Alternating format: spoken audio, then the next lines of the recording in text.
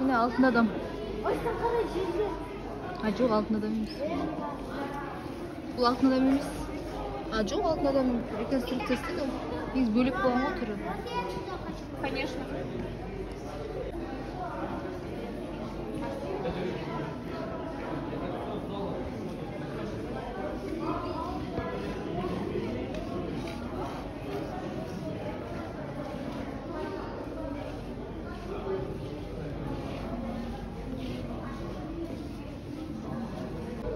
Біріншісі қайда? Арқар басы түйіріндегі айырылбастар дейді.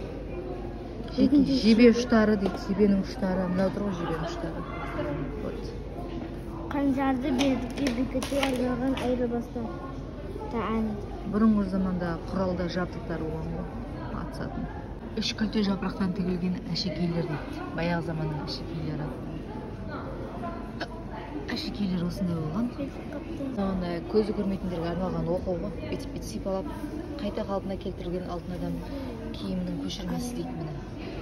Осыны оқитын. Көзі көрмейтіндер бар ғой, сондайлар оқитын, қолын саусағымен біледі. Алтын адам киім жапсырмаларын көшірмесі деп өстірді. Кино алтын адам Есік қаласынан табылған Алматы қаласындағы. Кексілер сүртке түсіп отыр.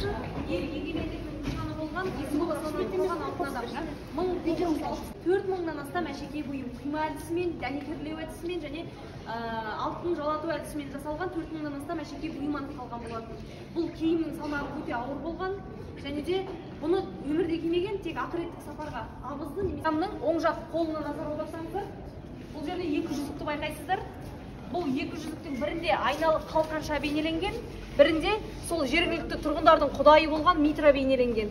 Бұл жүзік мөрдің қызметін атқарған, печаттың қызметін. Ал мынау айналы қалқанша биліктің символы болған. Бұл реконструкция.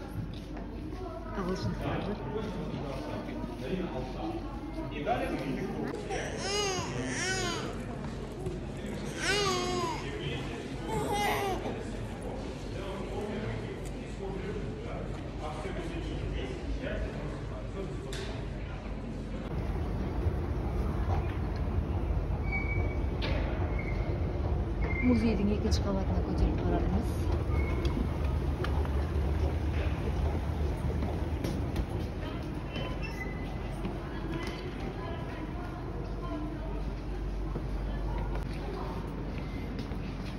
Ежелгі заманда табылған жылқы сүйектері.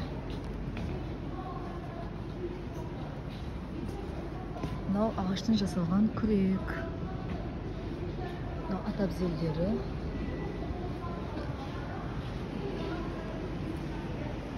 Мынау аттары кезіндегі.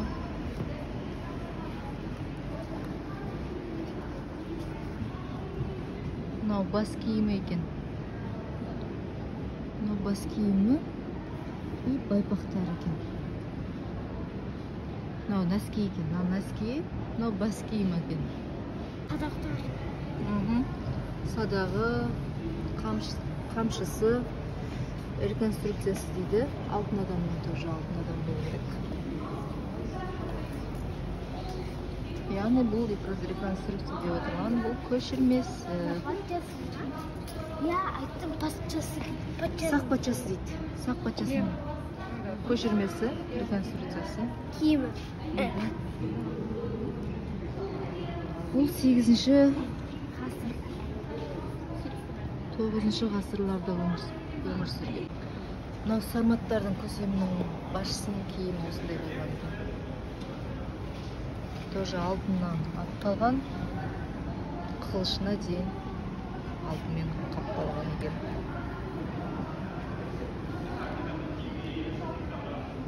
Мынау келіншектерінікі болу керек, әйелдерінің киімі. Қазірік әйел киімнің реконструкциясы екен.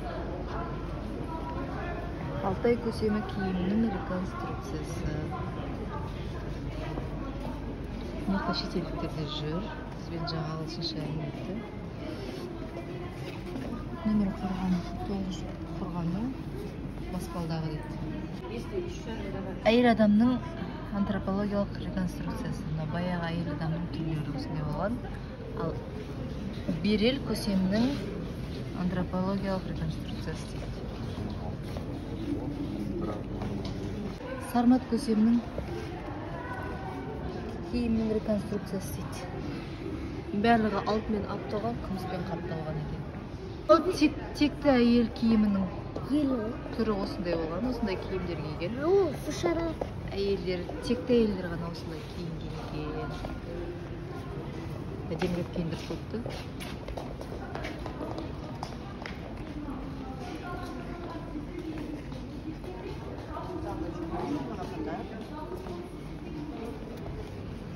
Текті сармат әйелінің салтанат киімінің реконструкциясы. Вечерге осындайлар келген. Әдемі киімдер. Ат әбзелдері.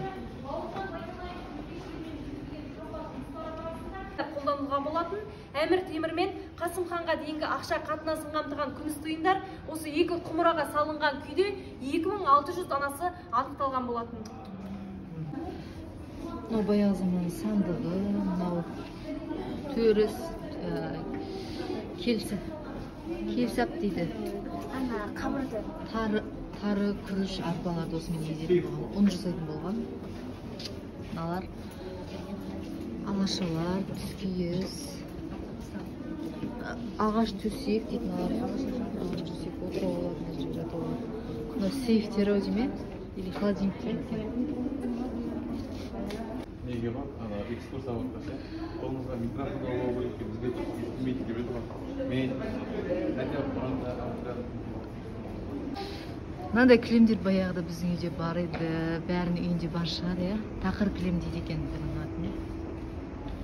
Ой, қолмен ұстауға болмайды деп қойыпты уже. Бұндай кілемді ой үстіне талай ойнағанбыз, осында мықты кілем. Түкті кілем дейді, түкті кілемнің үстінде.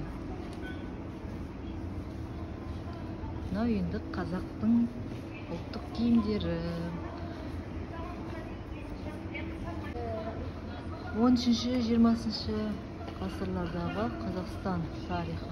13-20 ғасыр санатсы Сол жақтан басталады.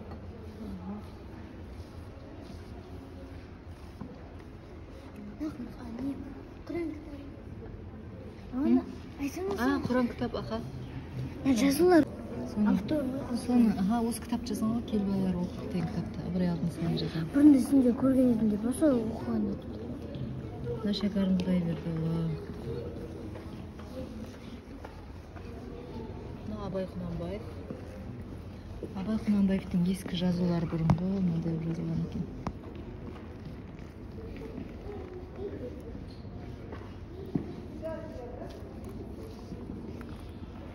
Мына оригинал кітаптары да.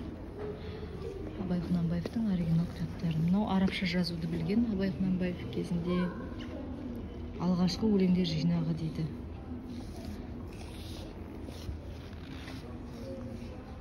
Мынаны қара, Айстон. Бекініс зеңбірек дейді, мынау зеңбірек. Ресейдағы ма? Пушка ғой мынау. Ахмет Яссауидандағы. Түркістан. Түркістан ғой, сол Түркістанның көшірмесі. Макет ғой сон. Түркия деп ойладым. Жоқ, Түркістан ғой. Ахмет Яссауи, аха, дұрыс айтасың. Ахмет Яссауи кесенесі. Кәні. Қожа Ахмет Яссауи, дұрыс айтасың. Аха, осылай. Тура өйстіп кірдік қой. Білесіңдер ма, бұрын Түркістан. Я бұрында сұяқпен кірдік. Мен сол мультфильмде көрдім. Ежелгі заманда осылай киімдер киініп соғысқа шығатын болған. Мынау пышақтары, найзалардың ұштары, мынау ядролар дейді. Балталары, шоқпарлары, қылыштары. Экспонат на реставрация дейді. Мынау ежелгі заманның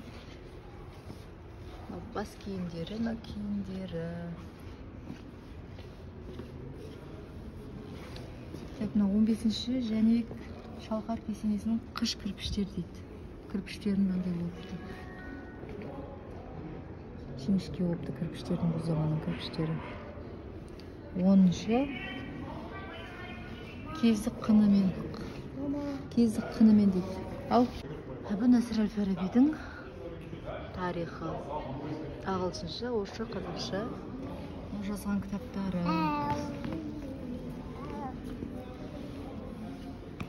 Керамикалық құмған дейді. Сия сауыт. Мынау жазған сиялар екен. Осымен кітаптар жазған. 8-ші әйнектелген құмыра дейді. 10 шырағдан. Мынау свечка жаққан мынамен. Сонымен төлмен отырып кітап жазған кезінде. Мынау қыш құмыра. Күйдіру арқылы жасалған. 3D форматта күшті жасаптынан. Көркем сурет инсталляциясы дейді. Суретші Ивантың басқақтар картинасынан алынған 1909 жылы дейді. Залда қазақша, орысша түсіндіріп жүр. Біз орысшасына араласып кеттік.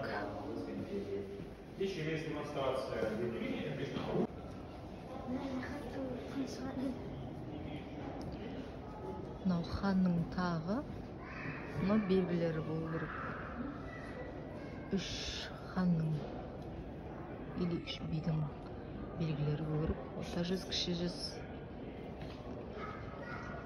Орта жүз, кіші жүз, ұлы жүздің белгілері болу керек. Оның қасында уәзірлері отырған. Кеңес айтып, кеңестерін айтып.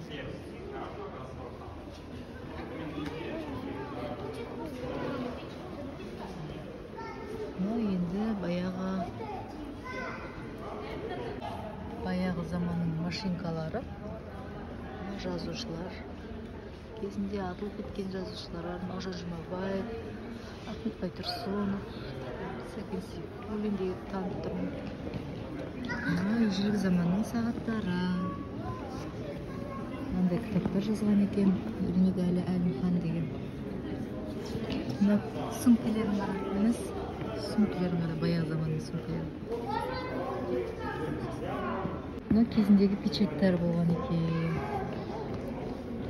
Мына біздің заманға ұқсайды екен, екінші тұрған, Личные вещи поэта Жұмабаев дейді. Жеке заттар екен Жұмабаевтың.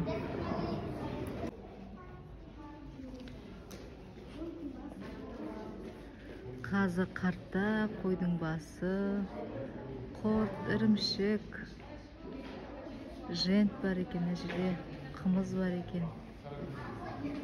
Қазақы көрпешелер, домбыра ілініп жоғарыда, баяғы заманның сандықтары. Мынандай сандық біздің әжемізде болған баяғы. Әжелерінде болған шығар, жасықтар тұр. Енді қазіргі жасықтар мен көрпешелер ғой. Мұнда текеметтер жайылған. Әже шын сияқты екен. Баяғыда әжеміздің үйінде осындайларды ұрып ойнайтын едік мұндай шашақтарды.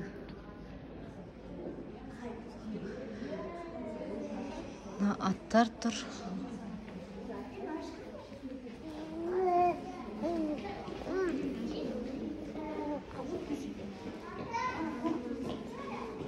Шын ат сияқты екен. Түн ат сияқты өпсі қотты. Баяғы заманның құмыралары. Мынау қақпандары. Мынандай аңшылыққа шыққан. Мынандай қақпан түрлері болған екен. Тазы еттермен аң аулаған, түлкі ұстаған, қояндар ұстаған. Енді қаншалықты міне мынау қоян түлкілер ұстаған. Бұл бүркіт. Бұл тарихты нормально оқып болған бізде. Мынау баяғы заманның көйлектері. Қазірде тек осындай көйлектер киеді. Баяғы замандар қазірде сәнде. Мынауда баяғы заманның көйлектері, сәндік бұйымдары. Жәңгір ханның жұбайы Фатима ханшайымның киімі дейді. Ал керек болса. осындай киініп жүріңіздер ханшайым болып. Рас екен. Жарек мала. Мынау домбыралар, неше түрлі. Мынау Дина Нұрпейісова болу керек. Мынау қобызшы. Аты жөнін білмедім. Қобызшының. Мынау қылғобыз дейді. Ормалы, соқпалы. Мынау жетіген. Асықтар сап көпті жетігенге. Сыбызғы. Төртінші сырнай дейді. Мына екінші тұрған шерттер. Үшінші тұрған үш қайсы. Үш деген мынау керней дейді. Бұны мен де өлең айтқам, мына жерде тесік тұр. Өлең айтқан кезінде. Баяғыда осындай 3 теңгеліктер жұмсадық біз. 1 теңгеліктер, 5 теңгеліктер. 10 теңге Шоқан Уәлихан, 20 теңге Абай. Нан алатын тұғымыз 20 теңге баяғыда. Мынау Нұрсұлтан Назарбаев. Мынау ордендер. Негізі мынау Нұрсұлтан Назарбаевтың ордендері болу керек. Президент республикалық жарғы дейді. Мынау тиындары 5 теңге, 20 теңге. Баяғыда осы 5 теңгеліктер жұмсаған есімде 10 теңге дегендерді. Мама, сол мороженое бірне yazmıyordu. Ama Аха. Мынау белгілер. Мыналар төс белгілер. Төс белгілер. Мыналар рухы биік халықтың іргесі биік дейді. Нұрсұлтан Әбішұлы Назарбаев. Мына даңқ кітабының ішін қазір оқимыз. Мінекей ашы оқылып жатыр. Мына әріптерін басқан кезде мынадай болып шығады. Бірінші бетін ашып қойшы. Өстен бірінші бетін ашшы. Жібер. Даңқ кітабының бірінші беті мынау. Мінекей. Даңқ кітабы.Інде белгілі адамдар, танымал адамдардың аты жөні және тарих жазылған. Энна архив деген ұсынбашы. Несі ұсынбашы? Басылмай ма? Оқылмайды екен да. Мынандай көрініп тұрады. Үстіне басқан кезде ашылады екен. Тарихы жазылады. Мынаның ұсынбашы. Нұрсұлтан Назарбаев бар ма? Мама бастық қой. Үстін баса ғой. Нұрсұлтан Назарбаев Әбішұлы 2009 жылы 20 наурызда бірінші жарлығымен сәйкес халық қаһарманы атағымен марапатталған дейді. 40 жылы 6 шілдеде туылған Алматыда дейді. Барлық информациялар жазылған. Келесі бетті.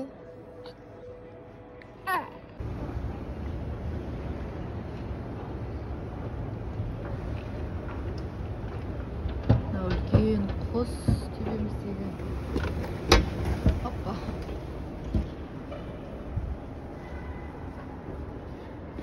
Мынау бәйтерекке ұқсайды екен.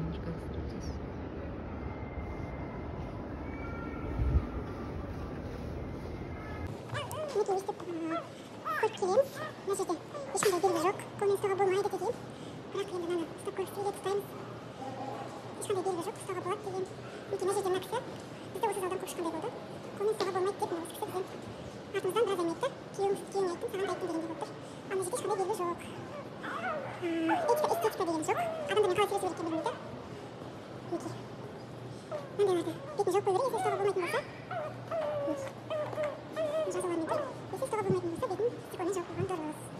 Мына кісі біздің бүкіл көңіл-күйімізді құртты. Ешқандай жерде ұстауға болмайды деген белгі жоқ. Кіреберісі Нұрсұлтан Назарбаев тұр. Кіреберісі. Үлкен құстар. Үлкен құстар. Қазақстан картасы.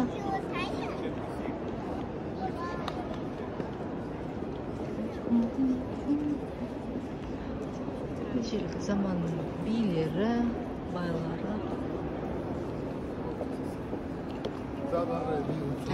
1, 2, 3, 4, 5, 6, 7 этажы бар екен. Астан картасы. Вот мына жерден беткішті көрінеді екен. Этаж мала мына Томаш мені түсіріп жатсам видео. Мынау музейге кіре беріс жер.